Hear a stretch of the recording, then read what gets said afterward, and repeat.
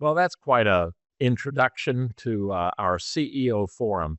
We're having a little bit of a technical issue because one of our guests is in London, sitting outside of a coffee shop, trying to get some of their internet. But this is our look ahead, insights from leaders on 2025 and beyond. One of the reasons that we wanted to do these CEO forums was because leaders have to have a very prescient understanding of where we are in the marketplace and where we're going. And when I say marketplace, that could be anything from industrial, data centers, utilities, munis. There is more change going on in technology right now in our marketplace than has ever been before. Our three guests for our CEO forums are Jon Bucciarelli from SDMyers. Thank you for joining us, Jon. Thanks, Alan, for having me. Angelo Rizzo with Systems with Intelligence, founder, and you're the founding member of SDI, and you're the president, CEO. Thanks, Angelo. Hey, thanks for having me, Alan.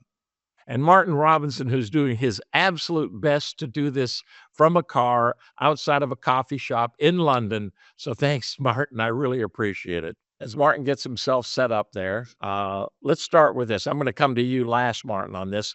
Just take a little bit of time, Jon, to share your personal background and how you got to where you are from an industry's perspective. Sure. Well, thanks first, Alan. Thanks for having me. I look forward to today. Personally, I've been married for 28 years. I have 2 college-age kids, so I'm enjoying a bit of empty nesting for the first time.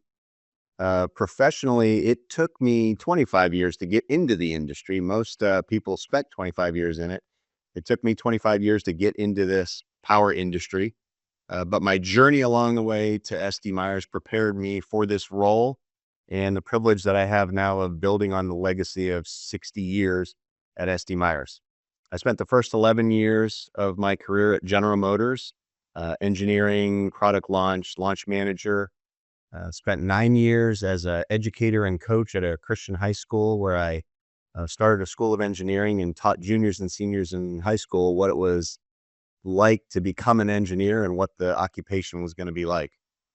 I left that to join a startup, a bioplastic company, where we turned algae into plastic. That company is still going today and participating in the renewal of water and carbon dioxide footprint minimization.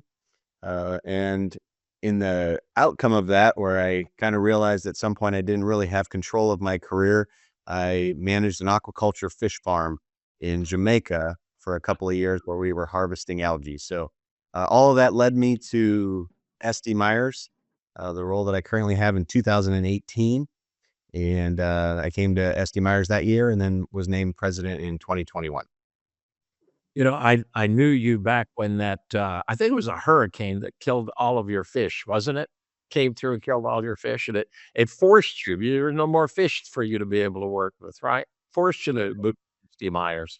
So that's a fish story that we tell. Angelo, how are you? I know that your background, but why don't you explain how you got into this industry and when? Well, I've been very fortunate that I've been in the industry. I was looking back about 29 years, and I first started right out of college at a small company, which was very entrepreneurial, and it now is still running in a company called Multilin, which is part of GE's digital grid, and spent the beginning part of my career doing protection and control products for the substations. In 2001, we took the leap of faith and decided that we were going to start a small company.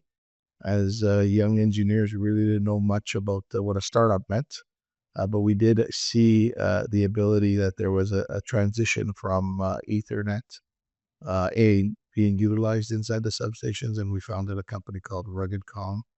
And really been through a journey working with clients throughout the world. I've always had the ability to have good relationships, and really that's kind of how Systems with Intelligence got started. It was founded in 2010, and I was one of the founders, and they made me the president and CEO, and it's been about 15 years and still having lots of fun doing it. That's excellent. Thank you. And I don't know if Martin can hear us or not, and but I doubt that he can. I'm going to do Martin's because I know. Yes, we can hear you. So a little bit of It's okay. your background, how you got into it. I was just going to do it for you. Right. I have to apologize for this. This is a serialistic nightmare. So I hope you can still hear me. I tried to jump onto Wi-Fi, which is hit on this. So I turned the camera off, obviously, just to try and save bandwidth. But yeah, ex-British Army, 17 years.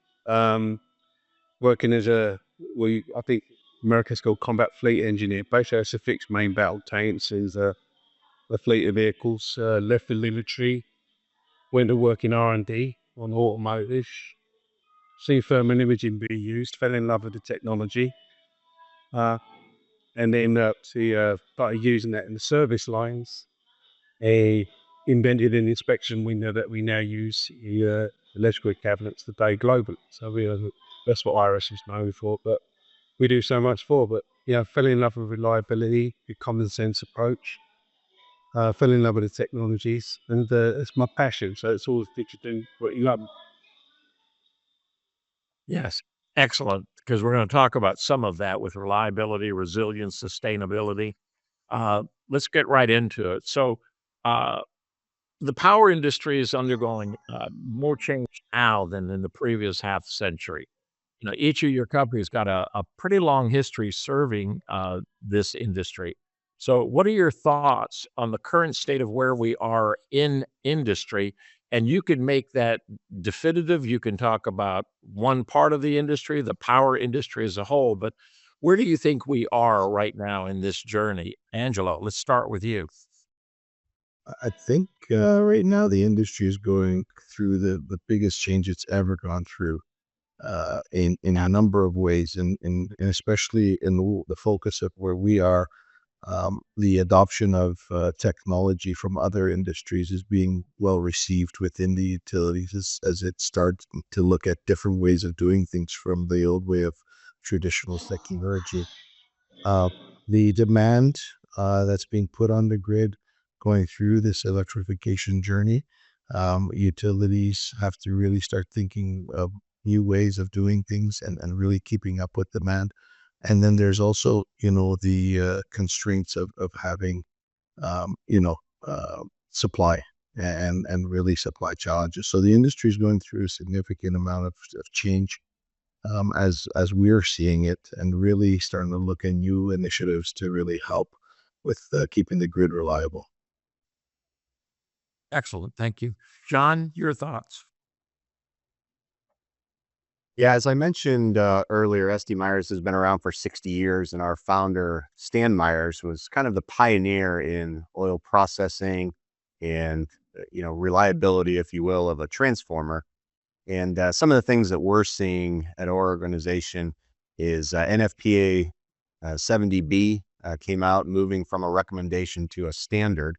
That was very affirming for us. It was kind of what we taught and educated on for many years at SD Myers to test fluid transformers and electrical testing and IR, and to have NFPA 70B come out within the last year or so and make that a standard has really brought that to the forefront. Some of the things that we're seeing with our customers, we tend to focus on a group that we call the industrials or the underserved. We do focus on the Magnificent Seven and the industrials, or the utilities as well, but a large portion of our customers are industrial. And those folks tend to have challenges when they're going up against different things. So long lead times for supply, unreliable power, massive consumption by others. And so with this change that's going on and so much movement to power, I think I heard something, Alan, at one of your shows or forums about, power consumption is going to double by 2035. And so knowing that that's happening, it puts an even greater emphasis on those underserved customers to have reliable power and to do it safely. And so if you know anything about SD Myers, those are our two caricatures, and we really focus on that. So we see that change coming or happening at a faster rate than it ever has. And so the focus on keeping your equipment running is becoming more and more important. Excellent. And if you haven't seen SDMyers animated safety and reliability characters, I suggest you do it. They do a lot of teaching, which is really pretty cool, John. Martin, your answer. What's going on in the industry? And I know you're having some trouble there with sound, but So what you got now is the background of a coffee store. So just keeping it real. So anyway, let me see. I think really the chickens have come home to roost, and by that I mean we've underserved our industry for years. You know, we haven't trained engineers. Got stuck in legacy practices. We weren't innovating, and then COVID hits, and it hit everybody massively. And all of a sudden, it was a big wake up call. I remember I had a chat with a guy called Jack Nicholas years ago. And those of you in the reliability industry, Jack's a well known figure, one of the true gurus, I suppose. And Jack said to me, yeah, 50 years ago, you know, when another heat started coming out, he said that he was sitting there thinking, yes, they've got it. And here I am sitting here 50 years later saying they've still got it because no one was doing anything about it. It just didn't, you know, the swing to reliability practices was taking far too long. One of the seminars I attended, they allied it to sort of steering the Titanic with a teaspoon. It takes forever, but eventually it will kick over. So I see now, you know, post COVID, people realize just how vulnerable they were to external resources, and if they lost them, they lost the ability to control their industries, their assets. So we've seen a massive turnaround on what we call resilience, if you like. And now people are now looking at building more resilient systems, making their power systems more resilient. They're using technology to underpin skill shortages. There's, you know, the silver tsunami. I think North America alone, 10 to 12,000 engineers are leaving the workforce every day in retirement. So we're losing these massive amounts of experience, and you know, people just don't know what to do. So we're seeing an uptick in the surge of IoT or machine learning or Gen AI, with multiple names for it.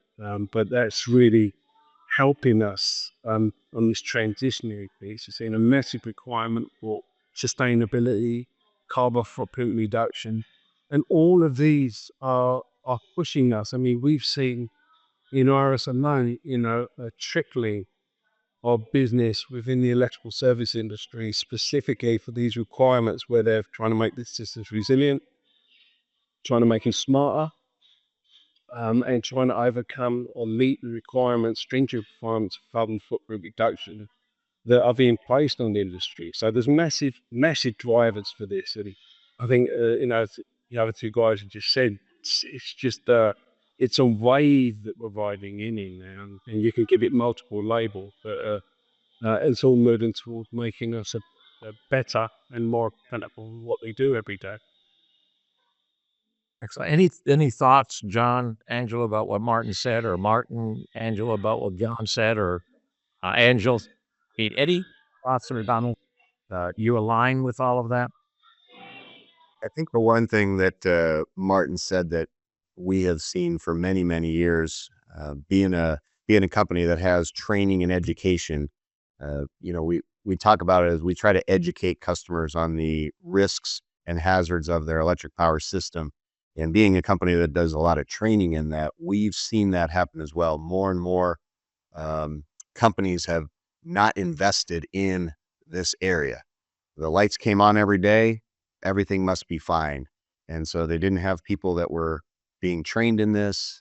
They're not investing in that and hoping everything just works out okay. And that's not a good recipe for success. Yeah, just hope and pray, right? Angelo, any thoughts? Yeah, it's not. It's definitely, just to add to what Martin said, is you know, also the fact that folks have been retiring, and that knowledge that they've gained over, you know, 30, 40 years experience. We still deal with some guys that have 40 years experience, but the gap between there, um, utilities have to look at, you know, innovative and different technologies that can help them, give them that early warning or visibility that they will lose from that experience. And then the other thing, as John touched upon, is safety, right? I mean, Safety is a big concern in a lot of these areas, especially as equipment are failing. Some of these equipment, when they fail, we have footage that shows how catastrophic it can be when an arrestor blows up. You have shrapnel everywhere and potentially can damage someone's life. If you've ever Just and again, I mean, if you go into most industrial facilities, they have a really developed, established mechanical program for reliability and maintenance. But the electrical side of it is we've always been the red-headed stepchild, if you like, of maintenance. And it's because people, obviously, you get things wrong with electrical and things go wrong quickly and they go wrong badly. I get fed up with this safety happening by accident, which again, some bit sort of thing. But most of the times when my company gets involved in electrical safety programs is when someone's been hurt and someone's trying to do something about it, which is great. But I just wish they were more proactive and we weren't waiting for these accidents. Now, John alluded to NFPA 70B becoming a standard. It's gone a long way now to moving companies more towards this. But there's still that level of distrust because people, when you're working among energized equipment, it's, shall we say, much more hazardous than working around rotating equipment. And I'm not saying that to, to lighten the load on the mechanical box, but that's the awareness of electrical systems. Most people have an electric shop, most people, at home or whatever, mining or whatever. But that people just don't like messing around with electricity. As John said, well, they like someone every day. What's the problem? They got a fantastic mechanical system, but guess what? Some schmuck switches off the power, your mechanical system stops running. So I think now people are recognizing this, and as I say, the major driver for me was the awareness of the lack of resilience in our electrical system, specifically after COVID. So there's some, it's like a smorgasbord. There's many flavors that help us, hopefully going to help us achieve our goal of having more resilient, sustainable, safer systems out there in the night space. That's excellent. I think, I've got a new saying. I'm going to put these together. Any schmuck knows that safety happens by accident, right? So we're going to use that, Martin. John and Martin, or Martin, and or Angelo, but you mentioned 70B, and you mentioned it's now a standard. What does that mean? What does it mean that it's gone from a recommendation to a standard? If you don't follow the standard, can we arrest you, or what specifically does it mean for the practitioner out there? John, I'm going to start with you on that one, kind of throw you a curveball. Yeah, that's okay. We've talked a lot about NFPA 70B, and at SDMyers, we had been, recommending to our customers for many years that you should do these things. And like Martin said, we are not a company that takes pride in saying, I told you so, but oftentimes we have the situation where a transformer blows up, somebody didn't listen, and then they come back and say, oh, what was that we should have been doing? And, fortunately, doesn't include loss of life, or hasn't included loss of life, but I know in other cases it has. And so NFPA 70B in and of itself being a standard is not really going to change things unless folks adopt the thinking there.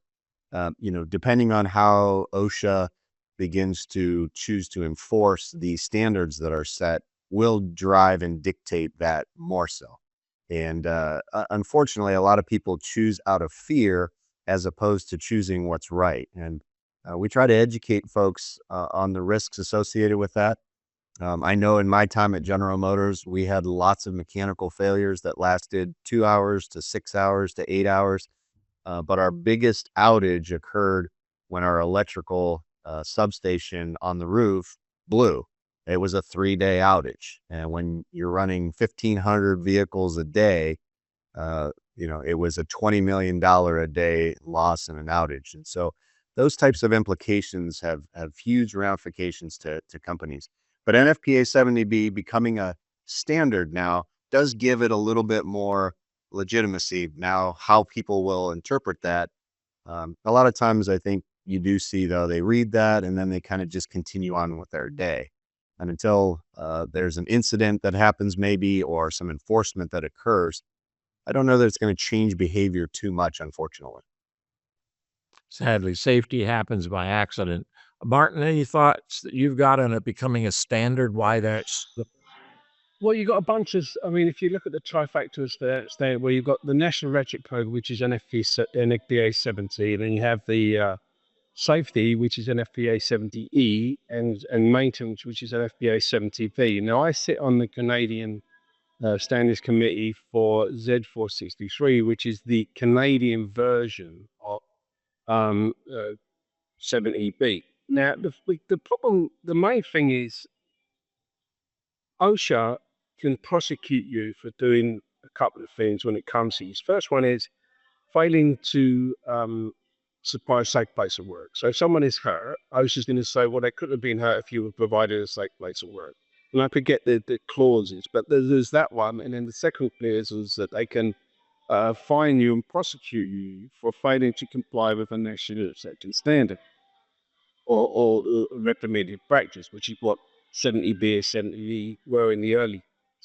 So again, if OSHA would just come back and say, wait, if you don't concur with 70E and 70B, we will prosecute. It would have far better, it would give us far more leverage, should we say, within the electrical industries to get what we need to provide safe and efficiently running equipment. So until then, it's almost like well, we're not going to enforce it, and if you don't comply with it, we can sue you for not complying with that standard of failing to provide the safe place of work. I was having this discussion with a customer the other day, and it's like it just seems that I just think OSHA need to step up and actually apply these documents, which had been built by our peers. The NFPA 70, 70B, these are commitments, these are industry peers, super experienced, thought leaders in every way. They give their time freely to produce these documents. So I just wish OSHA could actually recognize that level of commitment from people that bought this and support them in a way that actually gives more leverage to what actually is a better way of working, a safer way of work. So it's just these grey areas are everywhere. But again, the problem with maintenance is low. Yeah. And if you have a maintenance standard, like, well, why are we doing it? We do enough, mate. It's a terrible thing where safety is used. Safety people take more notice. A 70-year, I would say, bigger teeth than 70B. Again, I just wish that OSHA would step up and support us by mandating these as requirements from our management teams, because the C-suite guy's only going to do what he has to do. No, he's not going to. And again, I don't mean to sound like a bit of that. I just think it's ludicrous some of the ways that we have to work within our industries, and just wish someone would step up and make it easier to understand, easier to comply with. And the language being written in such a way that it's do it or else, because that's really what it brought down to. So, excellent? Angelo, any thoughts on 70B, 70E? Yeah, no, we don't really, work down that area. However, standards is really what's important to driving, the safety and the reliability and making sure that people take action, right? So having a good, clear standard for people to follow is really important. Again, it comes down to having a reliable grid and putting these things in place is really going to help the industry. There's a guru of the industry named Ron Moore, who's one of my heroes and has taught me more about reliability than anybody else. And Martin and I both have access to his data because he says, I've got the data. And in one of the data sets, he shows that a more reliable facility as measured by overall equipment effectiveness or asset utilization, the two measures of reliability, that your plant is running as a reliable facility. Guess what? Your OSHA reportables go down. It's an absolute inverse. And I mean, he's done that over years. So a study over years that the more reliable a plant is, the safer that plant is, which is quite amazing. And I think if most sea-level people understood that, they would focus much more. Uh, There was a Gulf Water Horizon. I'm going to do a personal thing here. If you remember, in the Gulf of Mexico, where a rig blew up, it was a BP rig. It was reported by one of their maintenance guy, a maintenance supervisor, that there was a real problem with one of their, I think it was a drilling bearing, and he kept reporting this problem with the drilling bearing, and they never acted upon it because they're drilling oil, right? And oil was over $80 a barrel, and everybody's excited. When that rig blew up and killed, I think it was 11 people, injured a lot more, and pretty much is still decimated the Gulf of the Gulf of Mexico. Um, that problem, yes, you picked up on that. That problem, there was two vice presidents on a helicopter flying to that rig to give them a safety award. It's kind of a picture of what it is, just don't have an accident, we'll give you a safety award. But that was not a reliable rig and reported by one of their own people who sadly perished in that explosion. Let's move on to the next one. That's pretty depressing. Sorry about that, gents. We see these opportunities. I'm going to use the word grid modernization. Right now, Angelo, you were out at the Grid Edge conference in San Diego. John, you've got your team out at Grid Edge conference in San Diego. I've got a team out there that's going to be doing interviews at the Grid Edge conference. One of IEEE PES's every other year conference in the off years from their PES T&D conference. But this whole idea of the grid edge, and people say, what is it? Well, anything that isn't generation and transmission. So it's anything beyond transmission, really, which could be industrial, data centers, utility, distribution. It's the network. We're asking the industry to adapt. With all of these changes, with supply changes, with everything else that's going on, we're asking them to adapt a new way of thinking or a new way of doing.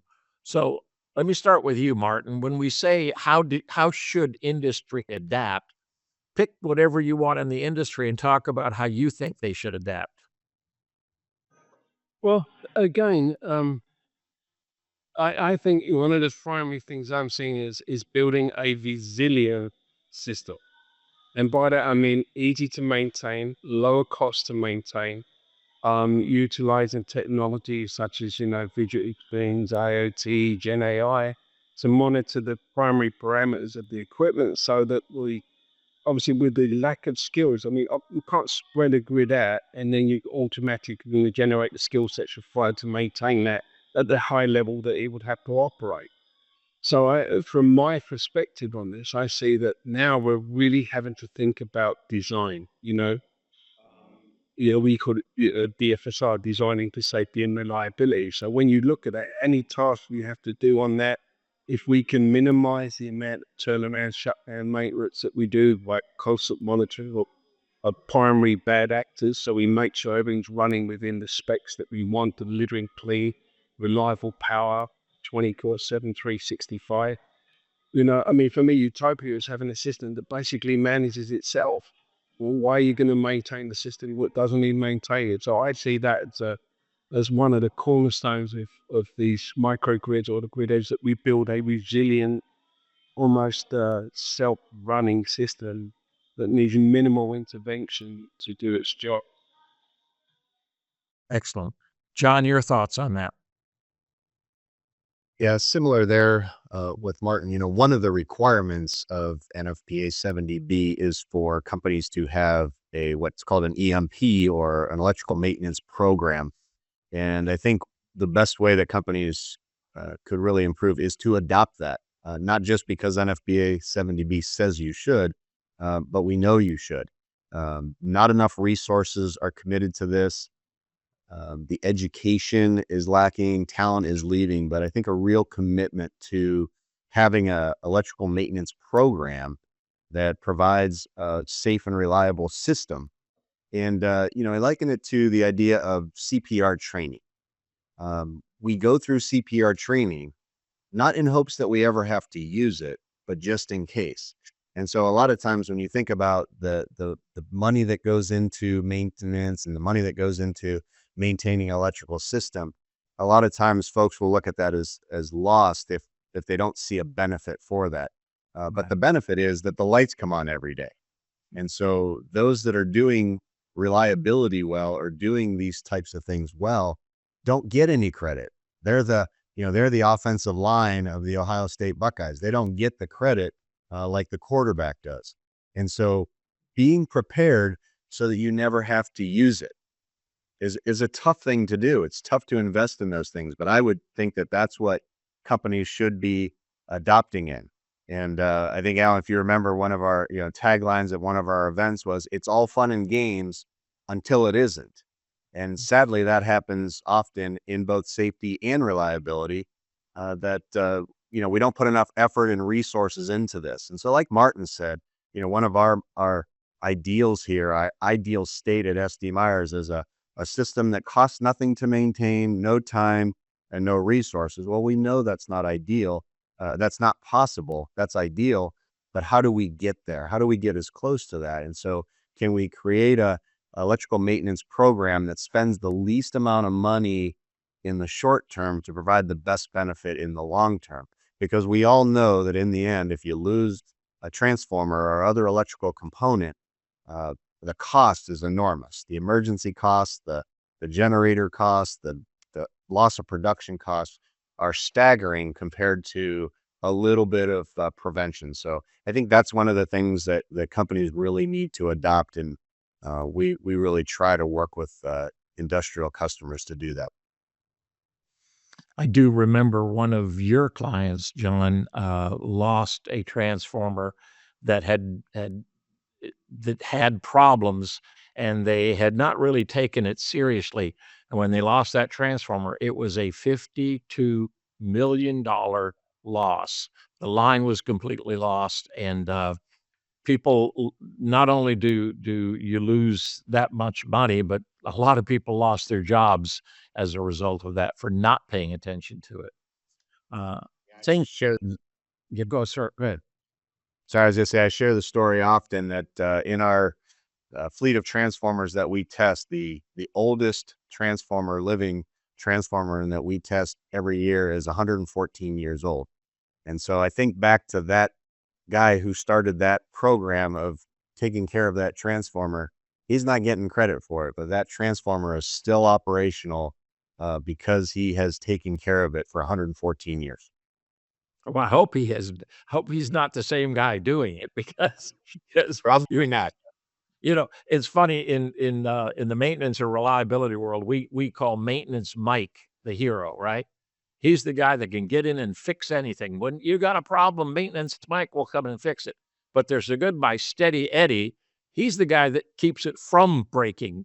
Maintenance Mike shouldn't be the hero. Steady Eddie should be. It's your offensive line of the Ohio State Buckeyes, who just won the national championship last night. I knew you had to get them in there, John. Angelo, same question about how should the industry adapt? Yeah, I mean, there is a big demand. We're starting to see, obviously, a lot of data center projects, battery storage projects. And so you're starting to see, more demand on the grid. And having that visibility is key. So operators ensuring that they have visibility of what's happening at the edge is key. And adapting the technology. The technology exists to give operators visibility.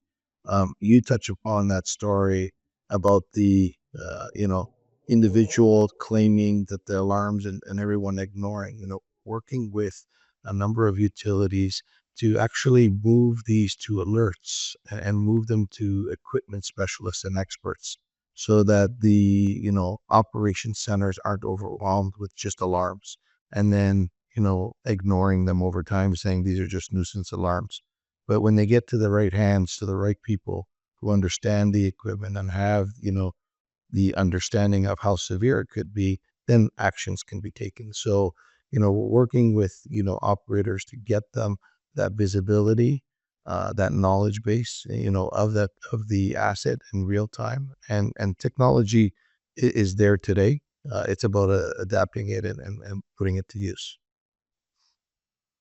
Technology. Oh, that's going to come back in a little bit, Angelo. Here's what I'd like to do now because we're at the 10:40 watermark. Uh, I want to take a little bit of time because part of this is the looking ahead.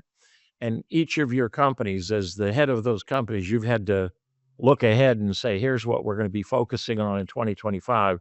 So take a few minutes, talk about your strategic direction, which is it's not like cleaning the floors and the dishes and vacuuming the rugs. That's what you do every day. Strategic direction, because of all these changes, says something about doing something differently. But talk a little bit about your strategic direction for your companies. Jon, we'll start with you and SDMyers. Yeah, strategically, we are celebrating 60 years this year, and our tagline for that, if you've seen, is building on the legacy, preparing for the future. And our company has a wealth of knowledge in transformers that can help people, any company, any organization. And so we are really focusing on a couple of things with our inspection technicians. These are folks that are around the country who are trained to do this. This is what they're trained to do. I want to say this properly, like that. That's what they do every day. They know the things to look for in electrical equipment. They're trained to do this. They're not a certain trade and, oh, by the way, they do this, or they're not a baker and, oh, by the way, they do this. These are the things that they're trained to do. And it's one of the value adds that we at SDMyers provide. We have a start to finish type of an operation where we can provide this information and make sure there are good representative samples, electrical testing. We're also really focusing on a term we call fleet reliability, and being able to put an electrical maintenance program together for individuals on their equipment so that they can be prepared. Oftentimes we need to help people be prepared. And, we try really hard to be proactive and not reactive. A large part of our business, about 50%, is reactive, which we do take care of, but that's, those cost the customers a lot more. And so we're trying to be much more focused on fleet reliability and making sure that customers have what they need if and when they need it, and not waiting till the last minute. We also have a sister company, PowerPro 360. We're able to expand the education and awareness to the other 25 electrical categories beyond transformers, and helping customers really understand the hazards and risks that are before them. So, because we don't manufacture transformers or other pieces of equipment, our mission is to keep that equipment running, and for those people not to get credit. Yeah, the steady Eddie, right? For the eddies, right? You're helping the steady Eddies do that. Angelo, talk a little bit about systems with intelligence, which I love the name, by the way, a system with intelligence, because there are a lot of stupid, dumb systems out there. But talk a little bit about your strategic initiatives. And the strategic initiative is in line with how we started and why we started the company, is to actually have intelligent systems. What used to frustrate me is, utilities have a lot of data and they do nothing with it, or they don't take any action. So our strategic initiative is to continue to work closely with utilities to put programs in place that actually moves them from the old traditional time-based maintenance into condition-based maintenance. We have some sensors that are input into moving them over into condition-based maintenance, both thermal and visual, and hopefully we're part of giving the utility that visibility on the reliability that where they're at with their assets, and getting more out of their assets. So using innovative technologies, coming down the pipe, there's more in different industries that I think the utilities will be adapting. and just working closely to really develop a solid plan with them to have a resilient grid, as Alan, is important. Okay. Excellent. Martin, your strategic initiatives. Where do I start? I mean, we've obviously Iris was we built a Spurs, if you we own a Spurs building inspection windows for industry, and we'd really enhanced the design capabilities of our inspection windows. We've got lots of different patented systems. We've also embedded inside windows sensors. So you bolt a window in and it's got temperature sensing, humidity sensing, odor sensing, you name it, it goes into the inspection. So that's building a smart inspection system. But we invested a lot of money in developing what we call eccentric systems and eccentric connect. So I'm very careful that where we build our systems, everything we made it, including our software, our sensors. We build and develop all this ourselves in demand in Florida. But we built eccentric systems as more of a Gen AI data manager solution. So not like a traditional CMS, the elitistic. It will take data from everywhere, from any data source that the client has, any down to their CRMs and things like that. It will bring data in. And basically it will tell you what you need to know about any part of your business, not just the maintenance aspects or the equipment assets. Even from a business management asset, for me, like a CEO, questions I need to know about what's going on with my assets. What's my tipping points for manufacturing? When do I need more machines? When do I need less machines? When do I need more power? When do I need less power? So by making these systems really speak to each other and then speak in plain English to the end user is our goal within Eccentric. So I feel that that's really where we have to be, because about a year ago I was at a conference and Baker Hughes are doing a presentation. They're really big in the industrial automations. And they said at the time that, something like 87 to 92% of current IoT programs are failing to meet their mission directive. And I spoke to I said, what do you really mean by that? He went, well, it's just too much data. They don't know what to do with it. And the people that are deciding on the data are not perhaps the people that use the data. You know what I mean? So you've got, so again, having the ability to have operators, maintainers, managers as part of that solutions protocol to give them the data that they want, but having a system that can manage the vast amounts of data that you drag it down the pipe. And now the way Gen AI has been developed, it really now gives us the ability to look at so much more data and not feel overwhelmed. So I do see that now going forward, a lot of the IoT program. In fact, I think there was an AWS conference recently in Vegas, and in one of the keynotes there was saying IoT. You said IoT, even machine learning. They're saying these things are going to fall to the wayside when they start to look at these Gen AI platforms. It can take over and give you some human what. So it's a brave new world, but the biggest problem is trust. The trust of the operators in what they get from SEDS and the operator flatcomes at new to my idea. Trust that it's going to be, they're not going to lose their jobs to these systems. Yeah. I'll say, I've never found a program that can fix anything. But you can find a bunch of crap, but people who've got to fix it is you. So this is a tool to make your job far more eventful, far safer, you know what I mean, and far more beneficial to the operations that you're using. And again, another interesting comment I heard the other day was that, and this was a global company. I was with one of their senior reliability guys. And look, my biggest trouble is if I bring in these maintenance systems, the first question I get asked by C-suite is, well, what are you maintaining? What the engineers going to do if we put all this stuff in? They will have a job. And they're like, well, and I pointed that to him. If you've got a defect elimination programs, and again, boiling back to the Ron Moore reference earlier, Ron done a great presentation. I'm paraphrasing a bit, and maybe the numbers are wrong, but he was saying that just allotting 5% of work orders to defect elimination and improvement programs can reduce in a 3-year period failures by up to 60%. So your maintainers actually become part of making your system resilient, safer, yeah, more energy efficient.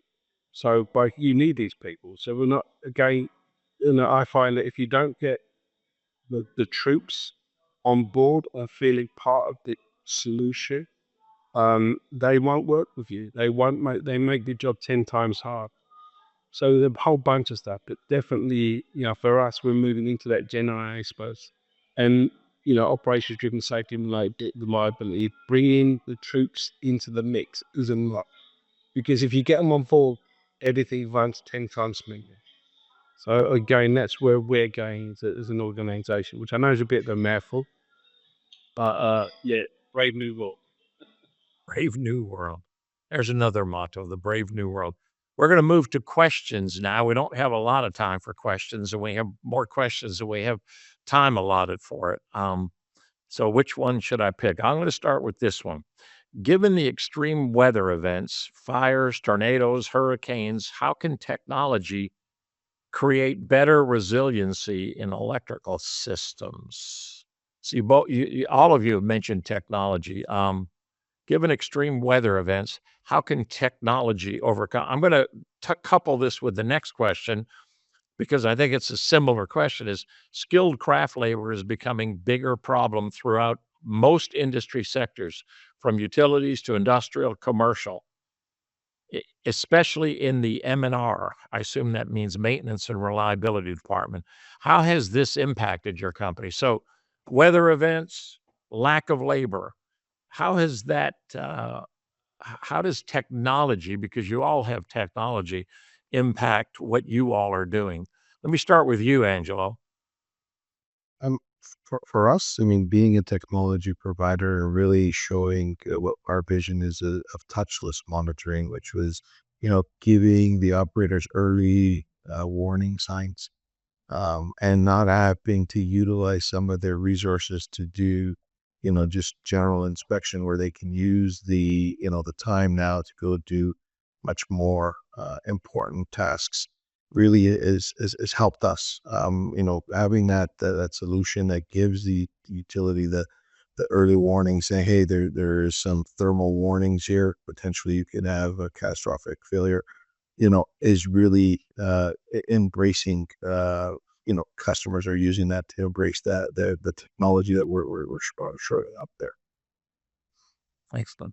John, technology and dealing with fires, tornadoes, hurricanes, and labor supply shortages. Yeah, so as an organization, we deal with all those challenges. Being a company that does a lot of inspections and testing and repair, those elements definitely affect us. Um, Having the folks to be able to do that as well. There's a shortage in these specialized trades, if you will. And so what we encourage companies and organizations to do is to invest. We kind of use the word TED, or training, education, and development. And getting folks into this is one. So having someone in your organization who is at least educated on the risks, and partnering with organizations that can help you. I think this has gotten so big and so pronounced, and we've not cared for it for so long. You've got to be able to find companies that you can partner with that have the knowledge and have the workforce to be able to help you through those times. And so I think technology helps that.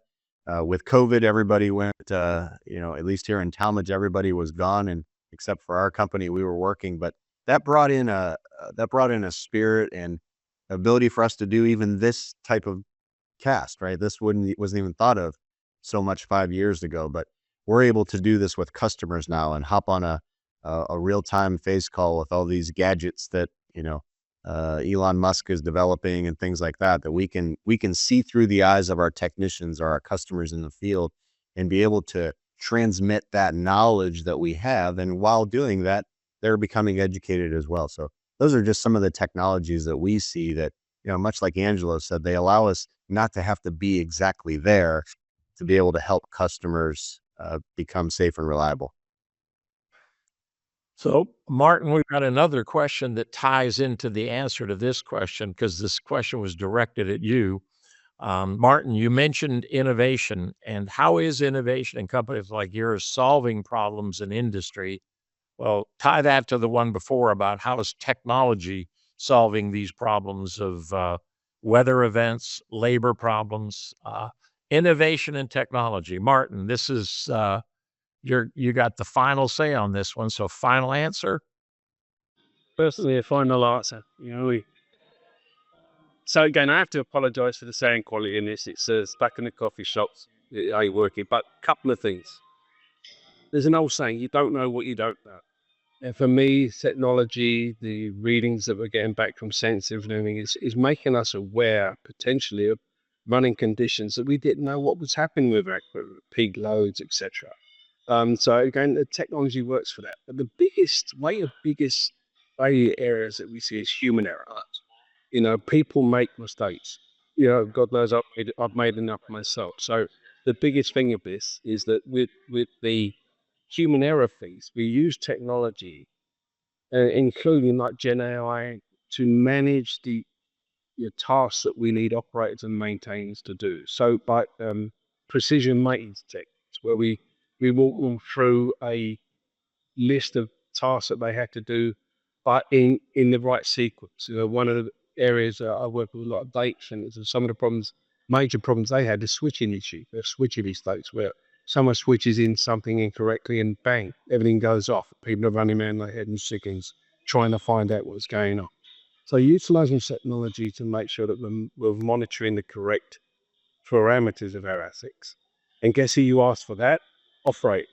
You certain operator. You run this thing every day. What are the problems you see? If I could give you anything, if I could give you access to any data from this piece of equipment, what would it be? What? These are very simple questions you can ask your team. And that's your tribal knowledge. And you've got to ask that before these guys meet. Is out the door goes about it. So I've seen a lot of companies filled up digital diaries, if you like, and references where they actually interview these, seasoned engineers that you've worked with in multiple years and involved in probably all of the upgrades that we've done over the years, all of the problems they've seen them. So grab that data, bake it into your Gen AI systems, and then really look at the fact of design. Yeah. Reliability, resilience, it's all about design. So what created that product, an inspection meter, or actually say any inspection meter design that enables somebody who's not a qualified electrician to look inside a panel with an infrared camera and take a temperature read. It gives no safety. That's about resilience. So you're removing the necessity of having a highly skilled engineer. It's far more valuable to you do with other things. And you can bring down baseline data connection to operators who get involved in this, and they do get this. So for me, the major thing that we can do is to build in the resilience in our systems and reduce the human error aspects of trading, which is, if you look at some industries, it's quite high. Hey, sometimes we stretch over by GP, their tire, their bore, things happen. And even the most experienced people have made some significant mistakes, especially in the electrical industry. Sometimes those mistakes, unfortunately, cats put in, and people die. So, for me, if I can make sure everybody goes home at night, that's my job. Yeah. Just to make sure that all of our people go home to their families every night and they really for. It's our man. Work safe, home safe. We've come to the end. Angelo Rizzo, Systems with Intelligence, thank you so much. Jon Bucciarelli with SDMyers, thank you, John. And Martin Robinson in London with Iris, thank you for that. Gentlemen, it's been wonderful. We appreciate it. And from Atlanta, Georgia, we say goodbye. Thanks, Alan.